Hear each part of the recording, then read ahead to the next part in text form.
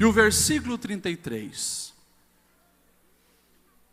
João, capítulo 16, e versículo 33.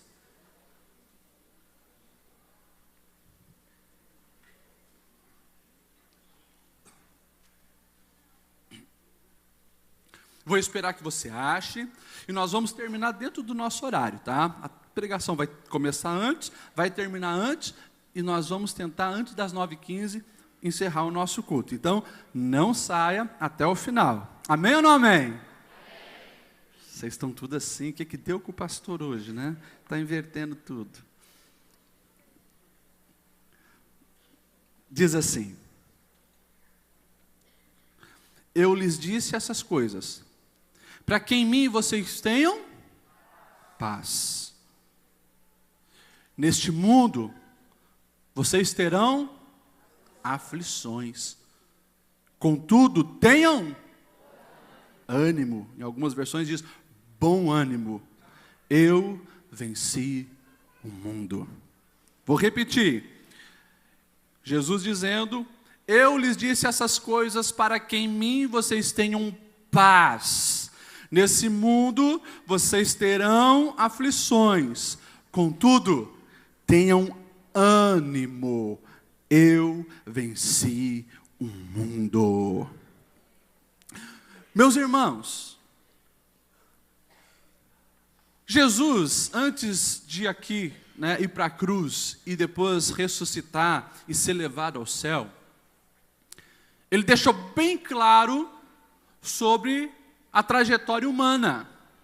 Nós estamos no mundo caído. O mundo caído quer dizer que a maldade está impregnada nas pessoas, desde que lá no início da humanidade, os seres humanos viraram as costas para Deus e escolheram desobedecer. O mal está. E Jesus, ele veio para consertar todo o estrago que o homem fez na sua escolha errada. E Jesus andou por aqui, e você sabe que aqui, Jesus sofreu dores físicas, Jesus sofreu dores na alma, Jesus sofreu dores espirituais quando foi abandonado por Deus na cruz. Jesus caminhou por aqui, Jesus foi traído, Jesus foi caluniado, Jesus foi injuriado, Jesus foi, como qualquer pessoa, alvo de sofrimento. E ele deixou bem claro, no mundo nós teremos aflições. No mundo nós teremos aflições. Ou seja, essa historinha que alguns contam aí dizendo, com Jesus tudo é 100%, com Jesus tudo é perfeito, com Jesus não tem tristeza, não tem dor, opa, tem alguma coisa errada. Porque Jesus mesmo disse, no mundo tereis aflições. Só que o texto não para por aí. E a frase de Jesus não encerra ali. No mundo tereis aflições. Mas ele continua dizendo, então desanimem. No mundo vai ter aflição, então desista. No mundo vocês terão aflição, então não tem jeito, se entreguem. É isso que está na tua Bíblia? Não. Na minha Bíblia, em todas as Bíblias, porque registram a fala de Jesus, e os manuscritos lá dos primeiros séculos vão revelar isso. Jesus deixou bem claro, no mundo vocês terão uma aflição, mas, porém, contudo, tenham bom ânimo, tenham ânimo. E ele coloca o porquê. Eu venci o mundo. Se a gente for olhar essa palavra no dicionário, a palavra ânimo, você vai encontrar no Aurélio a seguinte descrição. Ânimo é disposição resolutiva e inalterável. O que isso quer dizer, pastor? É ter disposição para resolver os problemas que chegam, não de uma maneira oscilante, naquela famosa roda gigante existencial que eu sempre falo aqui. Um dia está bem, outro dia está mal. Um dia tem força, outro dia não tem. Nós vamos ter dias maus, mas a proposta de Deus é, vocês não podem entrar nessa roda gigante. Por quê? O justo, ele é como a luz da aurora que vai brilhando cada dia mais até ser dia perfeito. O gráfico da nossa vida não é assim, assim, assim, assim. É assim, opa, vai ter dia mal, mas continuo. Não paro, tem dia mal, vou para frente, sigo, porque eu sei que Deus está trabalhando na minha vida, apesar e nas circunstâncias que me rodeiam. Quando nós olhamos para a Bíblia, nós vamos encontrar diversas histórias que evidenciam justamente isso. Ânimo, disposição resolutiva e inalterável. Lá estão 2 homens, Josué e Calebe. Assim como todo o povo que saiu do Egito da escravidão, eles viram o agir de Deus. Eles viram as 10 pragas no Egito, eles viram Deus abrir o mar vermelho, eles viram a coluna de nuvem protegendo do sol escaldante do deserto, eles viram a coluna de fogo direcionando. Todos viram aquilo. Quando chegaram perto da terra para conquistar, Moisés chama 12 líderes do povo e diz: agora vocês vão dar uma espiada na terra e voltem trazendo o recado para a gente como é lá. Todos eles vão, os 12 espias vão, dias e dias e dias olhando, espiando, acompanhando. Só que 10 deles voltam desanimados. Olha, a terra realmente é boa. Os frutos que a terra dá, como diz o ditado popular bíblico, mana leite e mel essa terra. Uma terra muito, muito próspera, só que as cidades são todas muradas. E mais, as cidades são habitadas por homens muito fortes, gigantes. Já era, não dá, não tem jeito. Perdemos. Desanimaram. Não apenas a eles mesmos, como também disseminaram o desânimo no meio do povo. Mas lá tinha 2 homens, Josué e Calebe.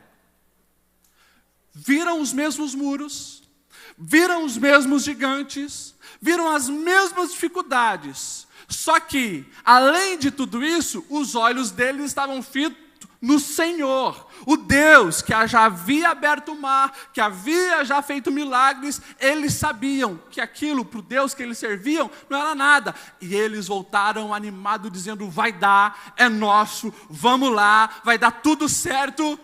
Qual o resultado?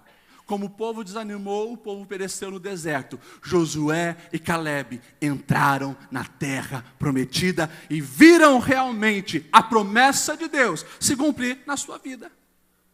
Provérbios capítulo 24, versículo 10, 3.000 anos atrás, Salomão ele escreveu assim: se te mostrares frouxo no dia da angústia, a tua força será pequena. Vai ter dia de angústia, sim, mas não seja frouxo, não seja acovardado, não seja pessimista. Escute o que eu vou te dizer: mais importante do que acontece ao seu redor é o que está acontecendo dentro de você.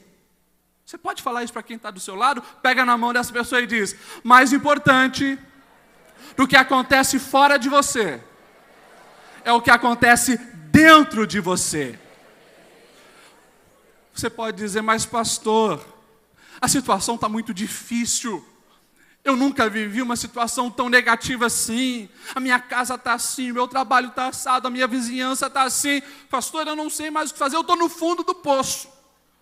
Como já dizia um sábio, quando você chega no fundo do poço, a atitude mais sábia que você pode tomar, sabe qual é? É parar de cavar. Chegou no fundo do poço, para de cavar. Ou seja, para de só ver problema, para de murmurar, para de ser pessimista, para de reclamar. Pastor, comigo nada dá certo. Pastor, as coisas comigo nunca vão para frente. Pastor, eu acho que eu vou morrer solteirão, solteirona. E eu tenho ouvido semanalmente as pessoas com uma visão pessimista, achando que nasceram para ser um fracassado. Fala para o outro vizinho: oh, te anima, te anima. Nós podemos nos animar ouvindo o que Jesus falou para cada um de nós. Quando nós olhamos, por exemplo, em Mateus capítulo 9, nós vamos ver a história que o pastor Ricardo pregou aqui na semana passada. Ele falou sobre o paralítico de Cafarnaum. Os 4 amigos que levaram aquele homem, se lembra? Subiram lá na casa, desceram aquele homem. Você prestou atenção na primeira fala que Jesus diz para aquele homem? A primeira palavra está lá em Mateus 9, versículo 2. Alguns homens trouxeram o paralítico deitado em sua maca. Vendo a fé que eles tinham, Jesus disse ao paralítico: tenha bom ânimo, meu filho, os seus pecados estão perdoados. Pastor Lediel, o senhor então está aqui pregando uma autoajuda? Não, eu estou aqui pregando a ajuda do alto. Essa frase, tenha bom ânimo, a gente vai ver no discurso de Jesus o tempo todo. Quando encontrava alguém que estava desconfiado, sem fé, Jesus olhava para aquela pessoa e tenha bom ânimo. E nesse caso, olha que motivo para ter bom ânimo, filho. Os teus pecados estão perdoados. Aquilo que está atravessado na sua alma, que você, quem sabe, já procurou em tanto lugar, não resolveu, a solução aqui. Tenha então bom ânimo. Se a gente olhar, por exemplo, no mesmo capítulo, 20 versículos depois, Mateus 9, versículo 22, Jesus ele vai encontrar-se, ou aquela mulher vai ao encontro de Jesus, a mulher que tinha o fluxo de sangue. 12 anos, sabe o que é 12 anos? Irmãos, é 12 anos. Uma mulher com fluxo de sangue. As mulheres entendem, né? Um pouco mais desse assunto. É terrível, né? Imagine, aquela situação desconfortável, e há 12 anos atrás, não tinha, né, os Kelfrin e assim por diante, que nem tem hoje. Aquela mulher, ela gastou tudo que ela tinha com os médicos para procurar uma solução. E aquele fluxo de sangue não parava. Ela era considerada imunda, uma mulher desprezada, uma mulher que não podia estar no meio social, não podia ter contato com pessoas, ela não podia receber um abraço. Ela não podia ir no templo para adorar. Essa mulher era considerada imunda. Por isso que quando ela vai ao encontro de Jesus, ela nem fazia questão de tocar na pele de Jesus. Na mente dela, ela tinha tanta fé, eu vou só tocar na orla da veste. Na mentalidade dela, para não contaminar Jesus. Na orla da veste. Eu tenho fé que Ele pode me curar. Ela vai no meio da multidão e toca. Ela recebe a cura e num ato muito espontâneo, Jesus, opa, quem me tocou? Alguns dos discípulos, né, Jesus, talvez João até deu um cutucão no Pedro, né, Jesus está doido, cara, todo mundo toca nele, está um alvoroço aqui, alguém me tocou diferente, eu senti sair poder, sair virtude de mim, aquela mulher, ela se revela que é ela, e olha só no versículo 22, do capítulo 9 de Mateus, o que Jesus diz? Voltando-se Jesus a viu, porque até aquele momento ela era invisível, ninguém dava nem bola para ela. Jesus a viu e disse: ânimo, filha, a sua fé a curou. E desde aquele instante a mulher ficou curada. Há motivo para se animar ou não, ao saber que nós servimos um Deus que cura, que faz milagre, que vai muito além da medicina, que aqueles problemas que ninguém consegue solucionar, Ele pode solucionar. Há motivo sim para ter ânimo. Quando nós olhamos para a palavra, alguns capítulos depois, lá em Mateus 14, você vai ver Jesus fazendo uma grande multiplicação. A grande multiplicação, onde Jesus com 5 pães e 2 peixinhos alimenta uma multidão de mais de 5.000 pessoas, só de homens eram mais de 5.000. Um milagre extraordinário. E eu já falei para você que a gente não pode pensar nesses milagres com a mentalidade de hoje, 2017, onde eu estou com fome, eu paro o carro ali no Burger King e compro um Whopper, ou 2 Whopper por 15, né? Conforme a promoção, e venho para casa feliz. Naquele tempo, comida não era assim tão simples. Comida não era assim tão simples. Dava muito trabalho para se fazer comida. Tinha que pegar o trigo, moer o trigo, pegar a farinha. Os pobres, era farinha de cevado, e depois preparar, arrumar água potável. Era um processo todo. Comida não era algo tão fácil e tão simples. E de repente alguém chega e faz uma multiplicação dessa, com 5 pães e 2 peixinhos, alimenta mais de 5.000 homens. Os teólogos acreditam que tinha mais de 10 a 15 mil pessoas ali. Foi algo extraordinário. Eles cercam Jesus e todos eles querem colocar Jesus como um líder político. Chegou o cara que vai nos libertar do jugo romano. Jesus não veio para isso, Jesus tinha um propósito muito além, não era salvar o povo de Israel do jugo romano, era salvar a humanidade inteira do jugo do pecado. Esse era o propósito dele. Ele diz, não é o tempo, e Jesus começa a despedir a multidão, manda os discípulos entrar no barco e diz, vão, se encontramos do outro lado. Jesus sobe, vai orar, os discípulos estão no meio do mar. De repente começa a tempestade, alguns deles eram pescadores, remam, não conseguem ir para lugar nenhum, pensavam que iam morrer, e de repente o texto diz que alta madrugada Jesus foi ao encontro deles, andando sobre o mar. Jesus vai andando sobre o mar e de repente naquele breu, naquela escuridão, não tinha navio com farolete, era um barquinho onde 12 homens estavam ali apertadíssimo, com medo, a água entrando, ondas enormes ali, de repente eles olham para aquela escuridão, eles veem um vulto branco andando. O texto diz que eles gritam apavorado. Pensa nos homens barbudo, um agarrando no outro e gritando. Era o que aconteceu. E disseram, é um fantasma. Porque as lendas romanas diziam, né, que tinha sereia, monstro marinho, fantasma, tudo isso para impedir a expansão marítima. Eram os mitos que tinha na época. É um fantasma. Só que, daquele vulto, vem uma voz. E essa voz diz assim, está lá no verso 27 do capítulo 14. Jesus, porém, lhes falou, dizendo, tende bom ânimo, sou eu, não temais. Jesus, mais uma vez, usa a frase, ei, não desanimem, tenham bom ânimo. Por quê? Sou eu, aquele que acalma a tempestade, aquele que resolve problemas. Eu estou aqui com vocês. Não tenham medo. Há motivo para se animar ou não, servindo a um Cristo assim? Por que eu estou dizendo esses versículos para você ver que já 2000 anos atrás, o que eu estou falando hoje, direcionado pelo Espírito Santo para a sua vida, está no coração de Deus, e hoje Ele grita para você dizendo, filho, filha, tenha bom ânimo. Filho, filha, a tempestade está grande. Filho, esse problema parece enorme. Os médicos já disseram não tem solução para essa doença. O administrador disse que você está no vermelho e não vai conseguir solucionar. O Senhor diz para você algo antes dele fazer o milagre. Não desanime. Tenha ânimo. Tenha bom ânimo. Porque aí começa o processo da sua vitória.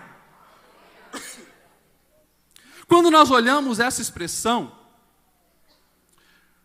eu acho maravilhoso o que a Bíblia diz sobre ela. A gente, abrindo lá em Gálatas capítulo 5, versículo 22, você vai ver os frutos do Espírito.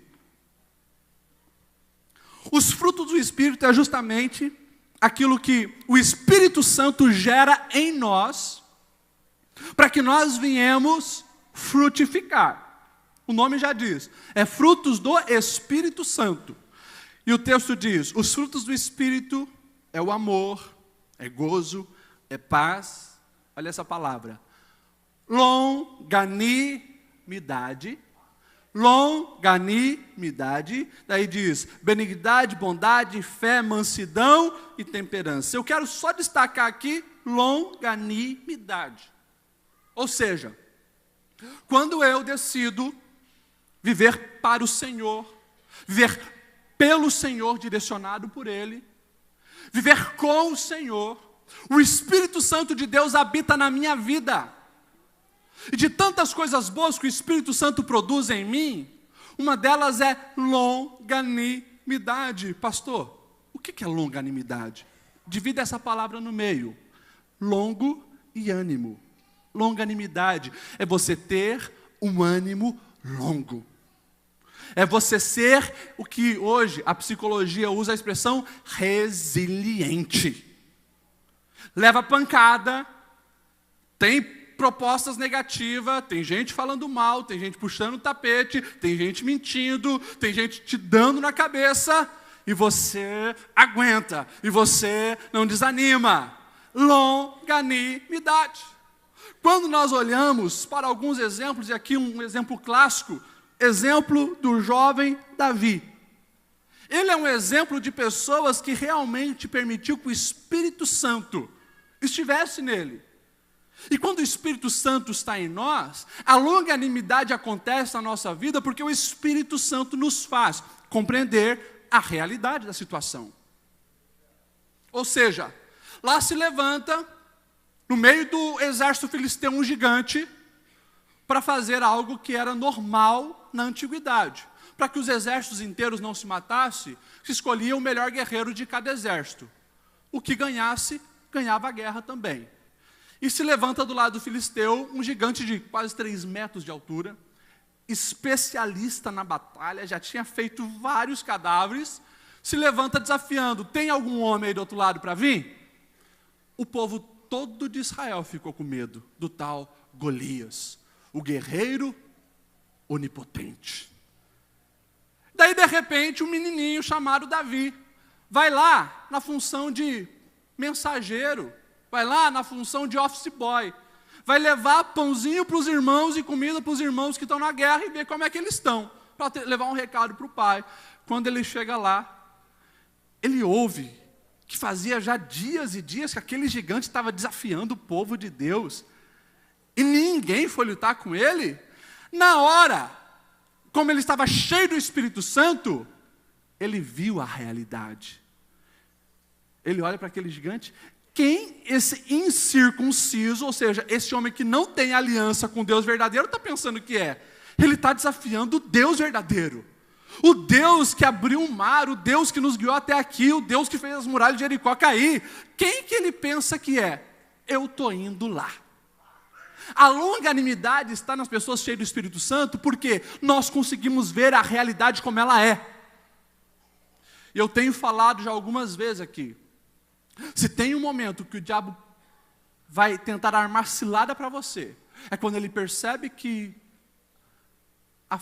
os problemas ao redor, como nós falamos, começam a entrar no teu coração e você está emocionalmente fragilizado. Aí ele vai. E aí ele começa a lançar seta. Aí sabe o que o diabo faz? Os demônios fazem? Hiperbolizam os problemas. E a gente começa a falar as famosas frases: está tudo errado. Está tudo destruído. Não tem mais jeito. E geralmente quando alguém usa essa frase no meu gabinete pastoral, e alguns aqui já podem confirmar isso: pastor, está tudo errado. Eu falo: está tudo errado, mas você morreu? Você morreu? Teu fantasma está aqui? Ah, não, você tem saúde. Ah, a tua mãe morreu? Teu filho morreu? Não, pastor, está tudo errado no quê? Daí a pessoa vai observando que está tudo errado numa parte da vida dela. Que ela foi mandada embora, está desempregada, está preocupada, mas ela ainda tem onde morar, ela teve o que comer, tem energia, ela está conseguindo respirar, ela está viva, ou seja, tem um monte de coisa certa, alguma coisinha ali está errada, mas ela está hiperbolizando o problema. O Espírito Santo em nós nos faz enxergar a realidade como ela é, e a gente se torna longânimo, com ânimo longo.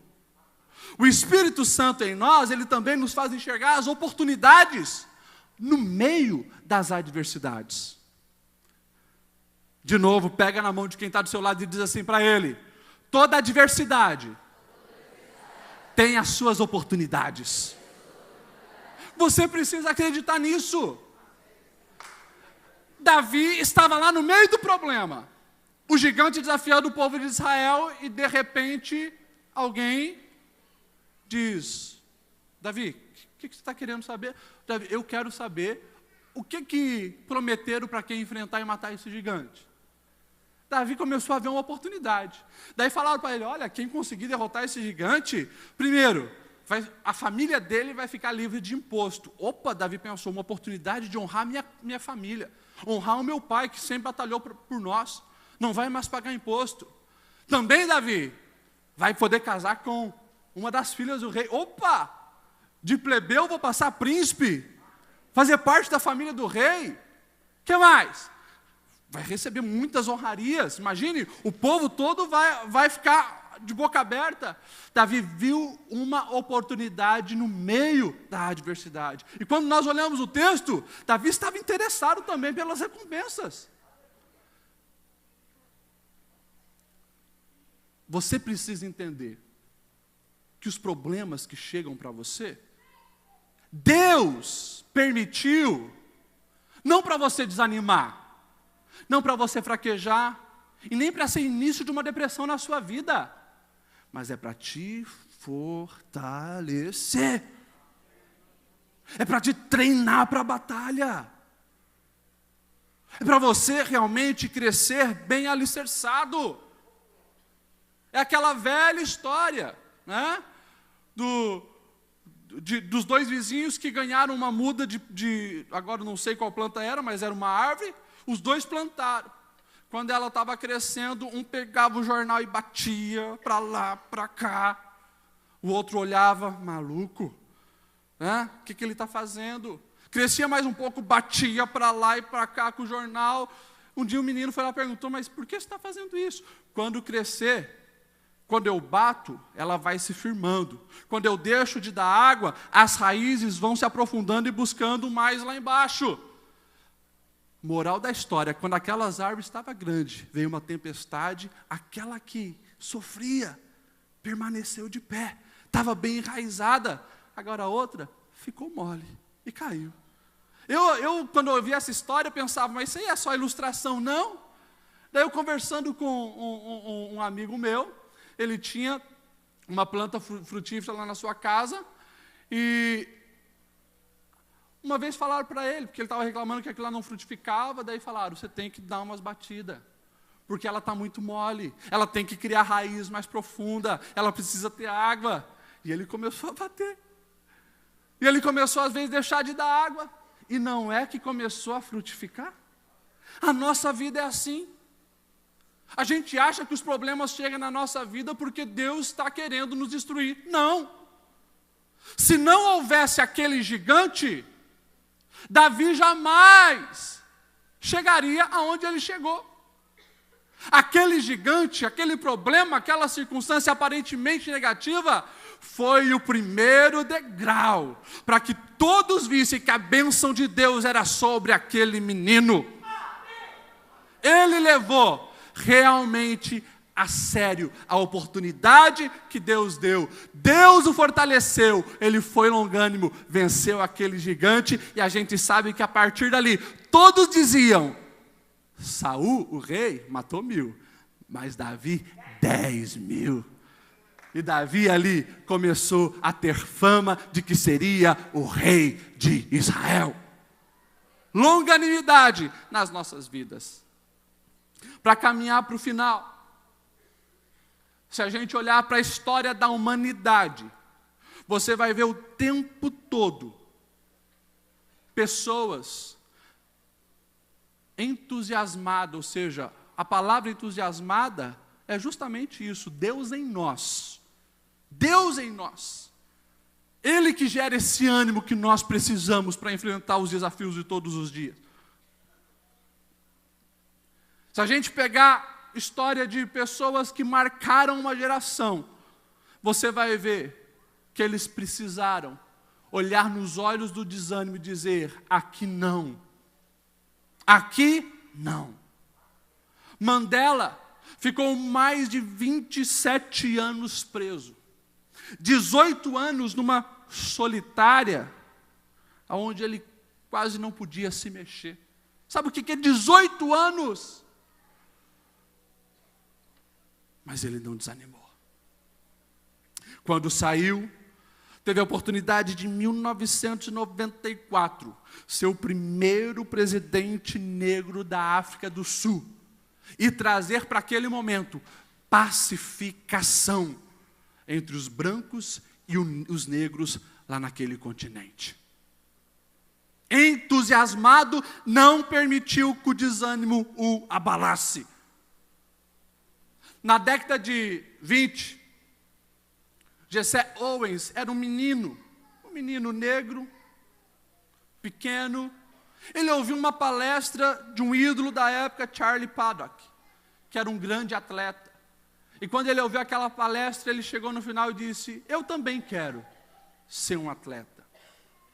Só que os anos seguintes, circulava notícias de que havia uma classe mais elevada, que era a classe ariana, os brancos. E você que conhece um pouco de história sabe o que aconteceu na Europa nazista, principalmente na Alemanha. Esse jovem, ouvindo esses boatos, não desanimou. E no ano de 1936, aquele jovem, quando cresceu, foi participar das Olimpíadas em Berlim, diante daquela mente perversa chamada Hitler, que dizia que os negros são inferiores. Porque não desanimou, ganhou o primeiro lugar, e viu uma multidão aplaudindo aquele jovem desacreditado. Quando nós ouvimos falar daqueles que conseguiram subir no Everest, todos vão mencionar o nome de Edmund Hillary, que foi o primeiro homem. E depois de a primeira tentativa, ele começa a ouvir muitas frases animadoras. Para com isso, vai morrer lá, você não sabe que ninguém nunca conseguiu. E certa vez alguém zombou dele dizendo: cara, para, você já perdeu, já tentou, não conseguiu, deu. E ele olhou para aquela pessoa e disse: aquela montanha, ela já cresceu tudo o que tinha para crescer. Eu ainda não vou desanimar. E nós sabemos que ele conseguiu ser o primeiro homem a tocar lá no topo do Monte Everest. Se você pegar a história de Beethoven, você vai ver que ele foi rotulado de inabilitado para a música. E se tornou o que ele é, porque não desanimou. Se você pegar a história de Thomas Edison, quando esse menino tinha 8, 9 anos, ele chega com uma carta em casa da direção da escola. A mãe dele pega aquela carta, a mãe dele lê e dá um sorriso para ele. Nossa, filho, que coisa boa! Você agora vai poder estudar em casa porque você é muito especial, porque você realmente tem se destacado. E aquela mulher, ela muda toda a sua rotina, a mãe de Thomas Edison, para durante 2 a 3 horas diárias, ensinar aquele menino, alfabetiza ele, ensina história, ensina geografia, ensina biologia e tal, e línguas, e vai. Ele na adolescência, na juventude, começa a se envolver com ciência, e a gente sabe que na fase adulta ele se torna um dos maiores inventores que já pisou na história, já andou na história da humanidade. Inventor da lâmpada, que hoje nos ilumina e tem servido para tantas coisas boas. Quando a mamãe dele morre, ele está lá, arrumando as coisas na casa dela, encaixotando algumas coisas, ele encontra um papel e era a carta. A carta que a escola tinha mandado há anos e anos atrás. E ele abre aquele papel e naquele papel estava escrito: lamentamos dizer, mas o seu filho Thomas, ele não é apto para essa escola. Ele tem problemas de aprendizado e aqui não tem espaço para ele. Aquela mulher, ela não desanimou. Ela acreditou no seu filho, no potencial que ele tinha e perseverou todos os dias para fazer dele alguém de valor. Quando nós olhamos para a história da humanidade, pessoas se destacam e tem tantos heróis anônimos. Quem sabe o teu pai, teu avô, a tua mãe, você está aqui hoje, você provavelmente alguém já passou na sua mente. Alguém que acreditou em você, alguém que investiu em você, alguém que superou desafios, palavras negativas, mas não desanimou. E se você está aqui hoje, é porque teve alguém que perseverou. Teve alguém que não permitiu que o ânimo entrasse no seu coração. Nós olhando para a palavra, e assim eu encerro. Nós vamos ver um jovem chamado Timóteo, com muito desejo de fazer coisas grandes para o Senhor. Só que ele era meio medroso, era muito jovem e não tinha muita experiência. Paulo, quando pega aquele menino, começa a orientá-lo. E nas cartas que Paulo escreve, nós vamos ver Paulo escrevendo na primeira carta a Timóteo 4:12, dizendo: ei, Timóteo, ninguém despreze a tua mocidade, mas você tem potencial para ser exemplo em tudo. Seja aquilo que Deus planejou para você ser. Na segunda carta a Timóteo, e é um dos meus versículos favoritos, capítulo 1, versículo 7, Paulo escreve para Timóteo dizendo: Timóteo, Deus não nos deu espírito de covardia, mas de poder, de amor e de equilíbrio. Se você olhar na Bíblia, se você tem uma Bíblia no teu celular, depois você vai lá nas palavras-chave e digita: não temas. Você vai encontrar mais de 365 vezes na Bíblia essa palavra, Deus dizendo: não temas, não temas, não temas, não temas, não temas. Por que não precisamos temer? Voltamos no capítulo que nós abrimos então a nossa reflexão dessa noite. No mundo tereis aflições, mas tende bom ânimo, eu venci o mundo. Se coloque em pé nesse momento. Ele andou por aqui, o nosso mestre, não desanimou, venceu o mundo. E quando ele diz que você não precisa temer, mas pode andar animado, ele diz: porque eu venci o mundo e eu estou com você. Se você passa no fogo, eu estou contigo. Passa na água, eu estou contigo. Enfrenta esse problema, eu estou contigo. E eu sei que nessa noite de quinta-feira, último dia do mês de agosto, né? 31 de agosto. Eu sei que Deus trouxe você aqui. Assembleia de Deus, Rua São Paulo, 890. Para dizer para você: filho, tem bom ânimo. Filho, tem bom ânimo. A realidade está aí. Tem aflição, tem problema. Mas lembre, o que acontece fora de você é menos importante do que acontece dentro de você. Não desanima, filho. Acredita que vai dar certo. Acredita que eu te ajudo.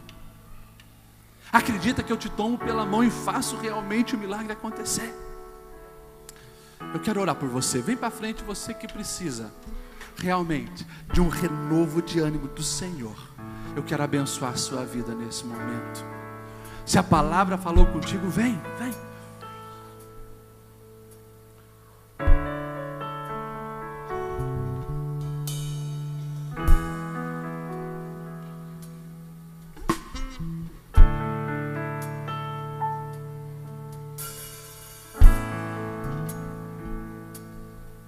Eu não nasci apenas por nascer, não vim ao mundo só pra existir.